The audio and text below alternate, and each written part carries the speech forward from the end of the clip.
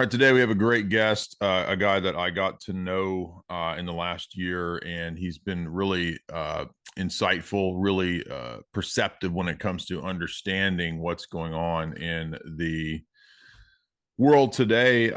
Cameron MacGregor, he is the son of Colonel Douglas MacGregor, who we had a great interview with some months back, and Cameron helped us set that up. So I'm very thankful for that. And I got to meet Cameron and his dad and Jim Jotras and everybody in person some months ago. So welcome to Jay's Analysis, Cameron, and I can't wait to get into your blog. Tell us a little bit about you, if you don't mind.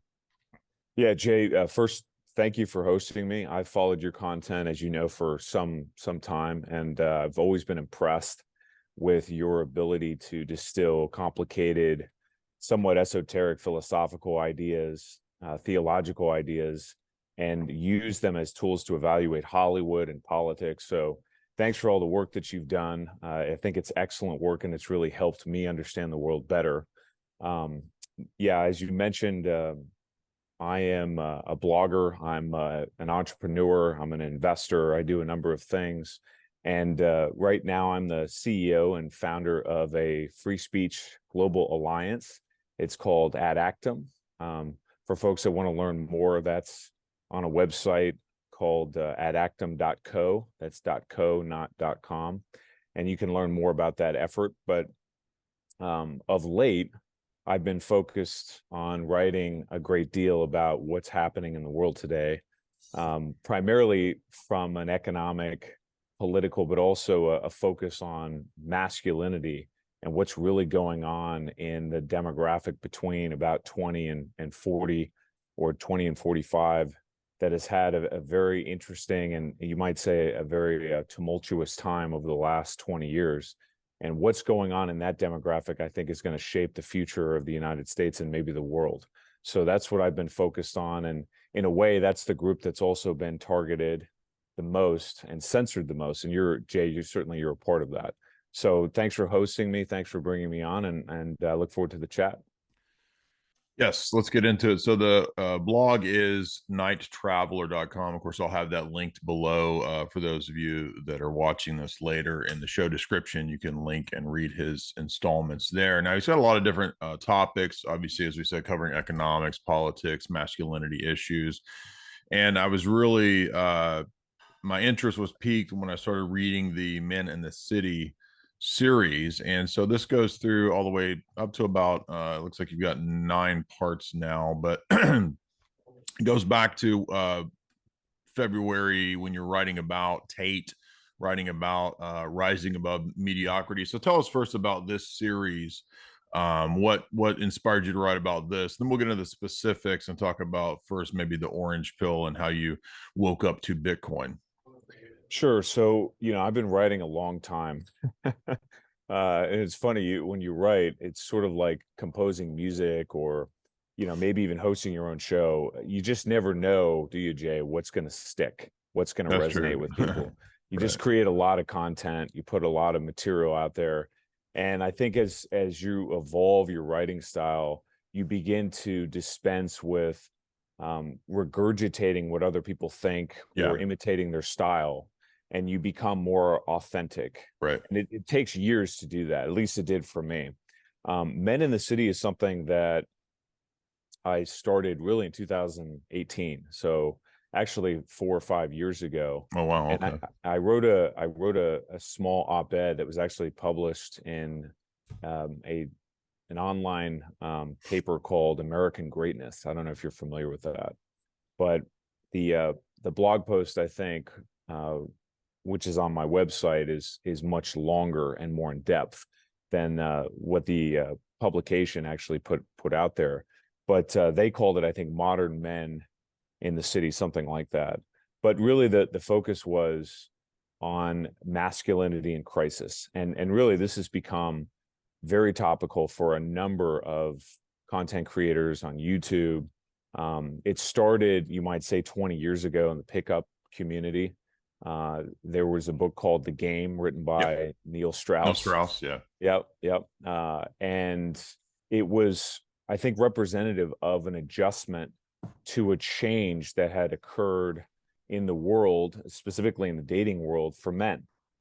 And that change I would say really happened at the turn of the century, but it has kicked into hyperdrive since online dating has started. Online dating has changed the world dramatically, and not just in the West either, not just in the big cities in the United States or Europe, but also in Asia. And so part of the focus for my materials also on what's going on with men globally, not just in the West, but I think it's most acutely faced in the West. Uh, the bottom line is that there are titanic changes that have occurred. The dating market is one. The way women assess and evaluate and pair with men or don't pair with men, which is a big problem that I'm sure you're well versed in. That's one. Secondly, are these huge economic changes that have occurred that have disproportionately affected men, and we can elaborate on exactly what that means. But in many respects, the deindustrialization of the West has been devastating to men. Their economic worth, their ability to procure resources, which Yep. we know is more important to females than ever. Yeah. That there was a myth perpetuated. I think there was a book called Sex at Dawn. I don't know if you're familiar with it, but it basically argued that hypergamy, which is this concept that women are going to look for men that are placed above them in society, in the social hierarchy. That's a widely known concept, but Sex at Dawn was an argument that was really a relatively new development, that it was a product of the agricultural revolution, and the idea that some, you might call them alphas in an economic stratosphere, would procure more females, but that as soon as you level the playing field economically, that would disappear.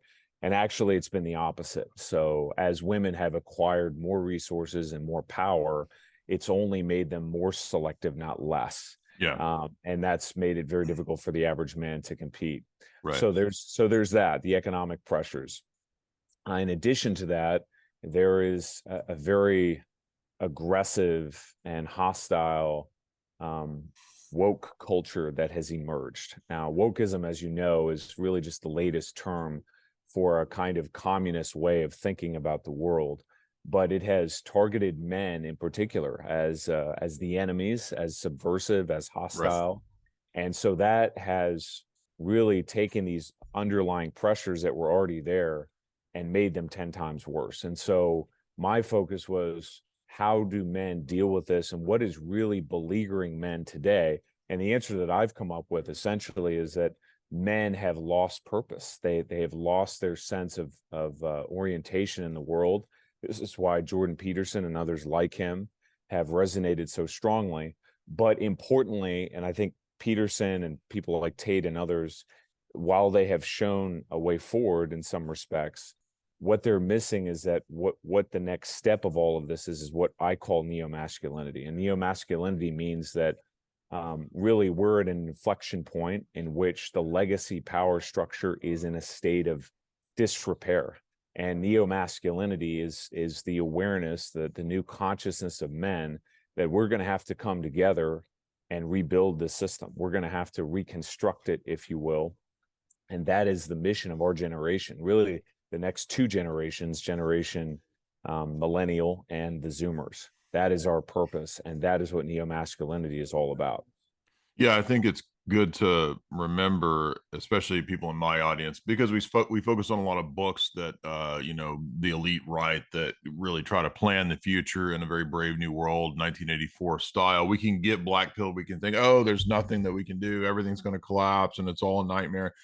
No. It doesn't have to be like that. We don't know for sure. Just because the elite write these books does not mean that it's predetermined, predestined to occur, right? The system could collapse and then something rise out of the ashes that's at least some return to normalcy, something a lot better than what we've had. And most likely, I think that will happen. For example, as you know, when we look at the history of the attempts to bring in utopian style governments, French Revolution style governments, what we see is a lot of death and destruction, because they have an ideal that they try to force onto this world. And the ideal is divorce from what really is the case. And so, like you're talking about with the woke stuff, it's like, oh, everybody has to be in some way perfectly equalitarian, egalitarian. Everything has to be equalized. That doesn't work. It's not reality. It's not nature. Nature's not equal. There's hierarchies in nature. So it's never going to work to force that into what is the real. And that is the weakest part of these kinds of systems. That's what leads to their collapses. And one thing that you've written about, I don't want to get to the economic stuff yet, is all the economics and how the economy is based on giant debt bubbles, and that's why it's presently beginning to collapse. And I assume you mean that the dating market, to go back to that in terms of online dating, is that it's bad for men now. I was in the online dating market probably in 2008, 9, 10, 15, up to maybe about 15 when I started dating Jamie more seriously, about 2016. So I know what it's like, and it was pretty crazy then. I'm sure it's even crazier now because, of course, I was doing all of that online dating prior to the rise of Bruce Gender. And post Yeah. Bruce Gender, things have gotten even crazier in the last Yes. 6, 7 years. So that, as you said, is obviously 100% an attack on masculinity, attack on patriarchy, because I think people know instinctively, whether they're controllers like Klaus Schwab or whether they're low level, street Marxist activists or whatever, they know that you have to go after what is the strength of a society. That's masculinity, that's the male, that's the household, all these kinds of things. You have to destroy that to destroy the society.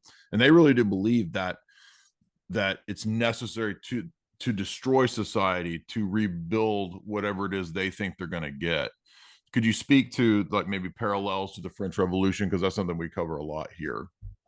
Yeah, absolutely. So one way to think about it, and certainly you're well versed in this subject, Jay, but the Palais Royal, for your audience, you probably know this topic better than I do, but really that it was an estate owned by an aristocrat that was in the first arrondissement, and I think originally it belonged to Cardinal Richelieu, but it became this wellspring. It became this. You might think of it as an online space today. We'll talk more about that in just a sec, but really, it was fertile ground for revolutionary thinking in an environment that could not be restricted or controlled by the king because it was on friendly turf, right? So, what emerged in that milieu were groups like the Jacobins, who slowly but surely became more and more radical as the French economy, in particular, started to break down. But without that revolutionary environment, without a milieu to incubate and protect those ideas and allow them to grow and develop, it's very likely that the French Revolution may still have happened, but it may not have taken the form that it did. Well, my sense is today an equivalent of that is what you see in these online spaces, right? So, and that's why really the censorship battle is at the vanguard of political change in the United Right. States and around the world. And that is to say, where do people go to engage in free and open discourse that is untrammeled, that is, unrestricted in ways that a university or corporation or corporate structure cannot touch you. And it's this forum that we're on right now, right? It's on YouTube, it's on Twitter, it's on alternative media platforms like BitChute and Rumble and all the rest.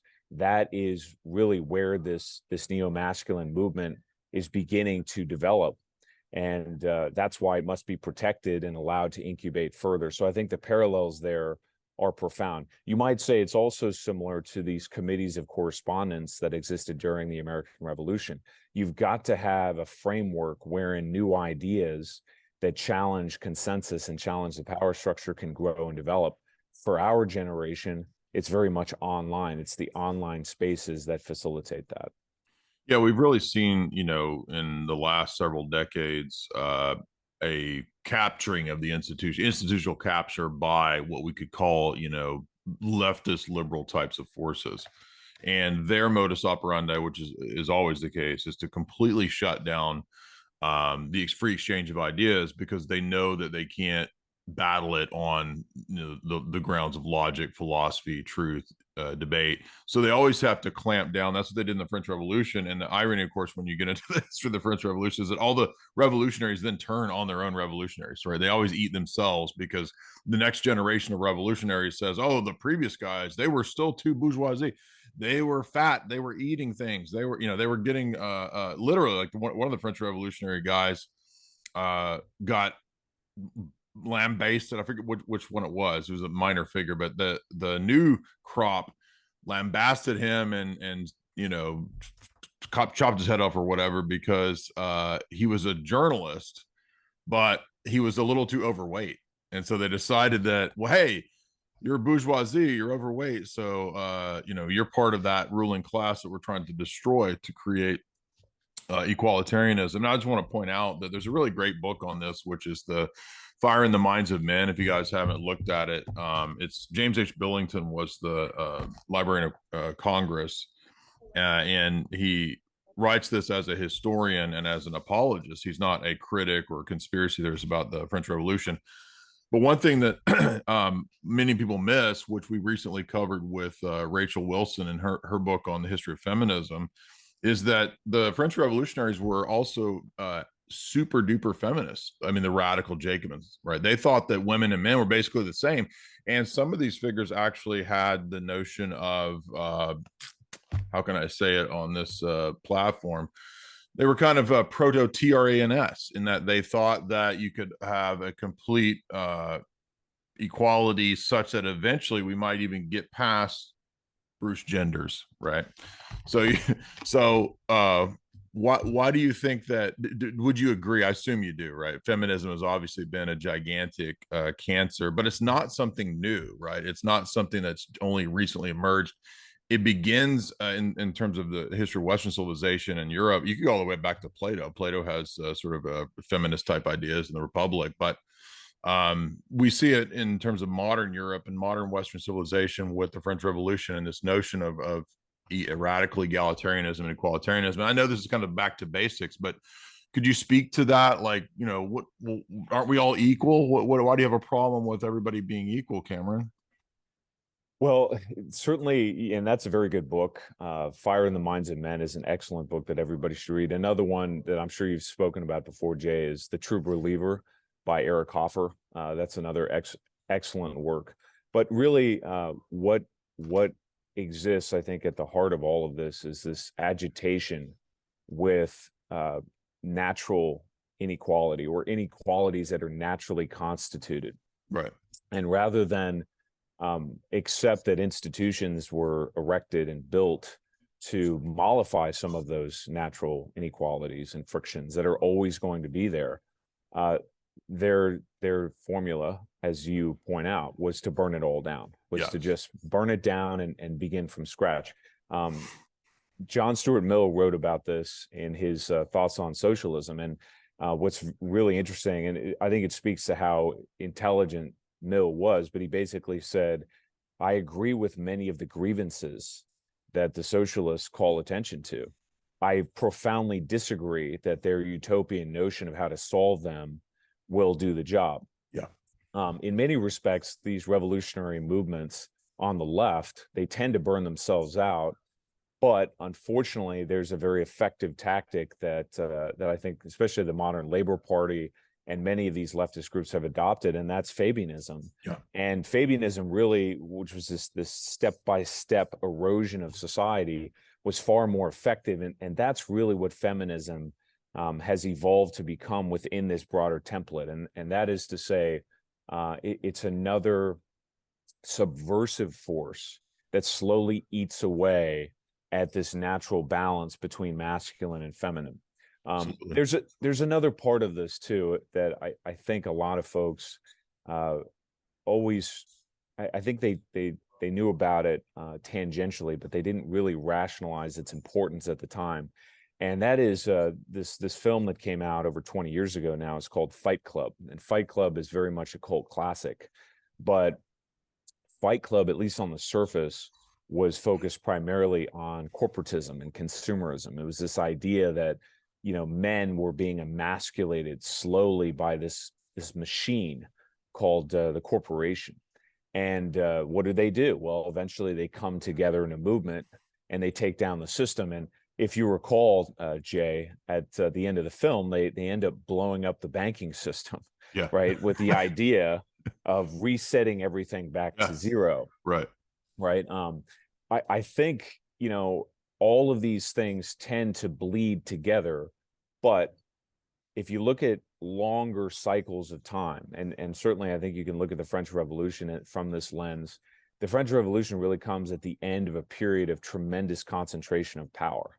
And that concentration of power worked, but it decayed over time. It was a lot of the wealth was squandered. Ironically, for the French government, as I'm sure you know, what pushed them off the cliff financially was intervening in the American Revolution on our side. It bankrupted the French state.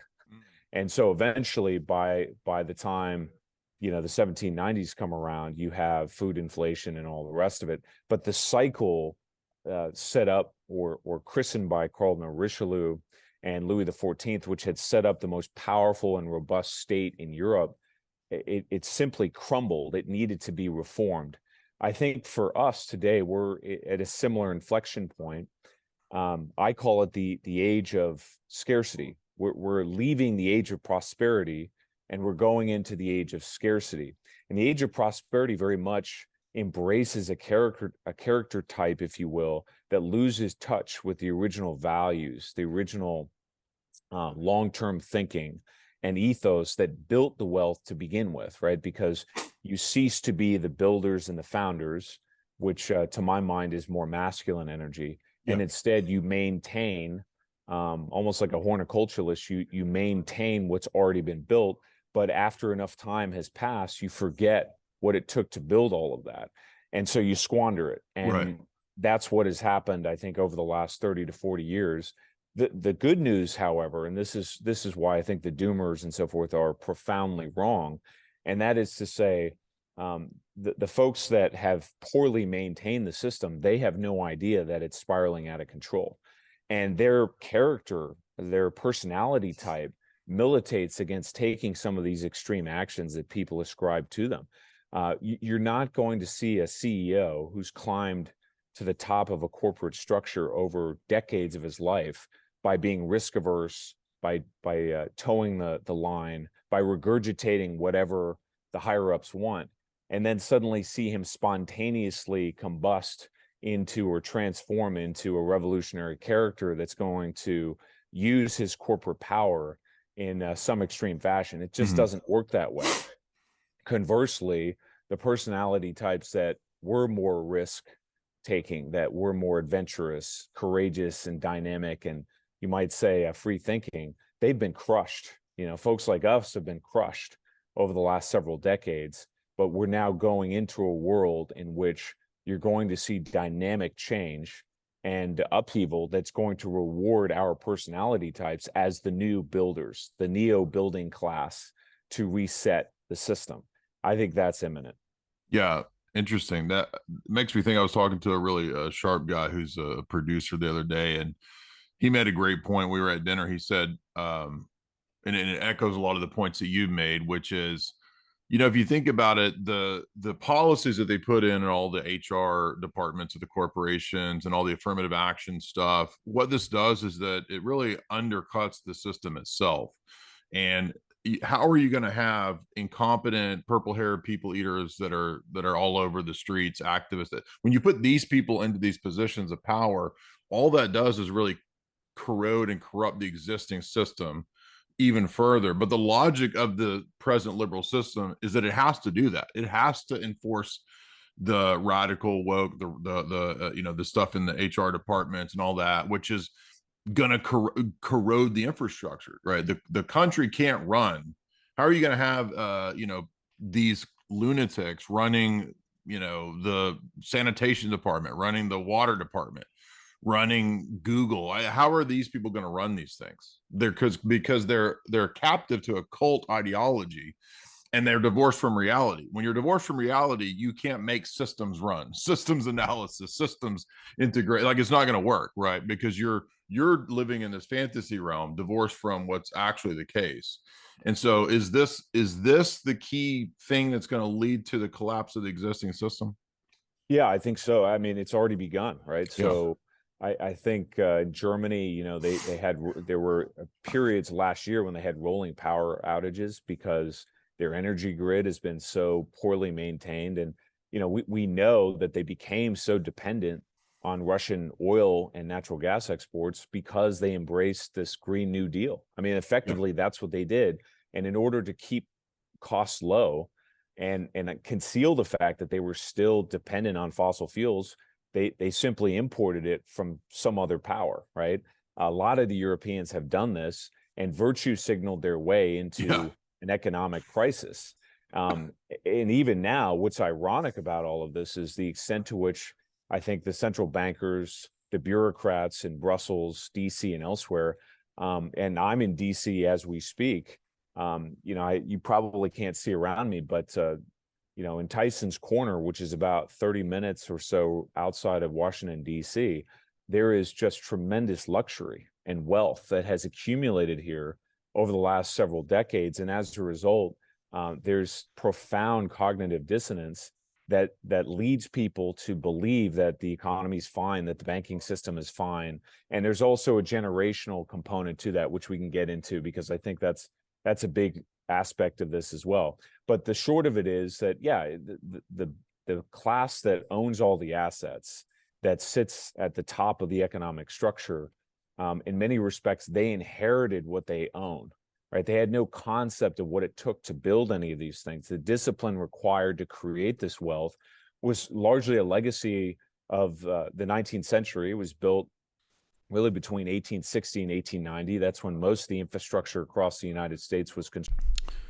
If you enjoyed this video, be sure and take use of the promo code for the show sponsor, for this channel sponsor, which is chalk.com. That's CHOQ.com. You can find the links in the description below the video. You get 50% off any of the great organic, actually better than organic supplements that they offer at chalk.com. If you want to support my channel, the best way to do that is to head on over there and use that promo code J50. That's J50 to get 50% off. You can also use the recurring subscription of J53 Life. That's J53LIFE if you want to sign up for automatic recurring subscriptions on those excellent supplements. Health is absolutely necessary in combating the toxic culture that we live in. I also would say if you want to get access to my books, head on over to the shop at my website and get signed copies there. Thank you. And then that period from about the 1920s until the 1950s, that's the peak of America's industrial economic power. We've been living on the largesse of the wealth created during those periods for decades. And is it any surprise that the kid who's been given $10 million in his bank account at the age of 20 has completely wrecked the Ferrari that he got? Because he doesn't know what the Ferrari is. To him, it's just a toy that he plays with. And that, I think, very much characterizes the elites. In other words, they're sitting on a system that's burning beneath them, but they're so delusional and out of touch with reality that they can't see that it's coming. And that's why the central bankers around the world continue to raise rates, thinking that the economic system that they're managing is strong enough to deal with it.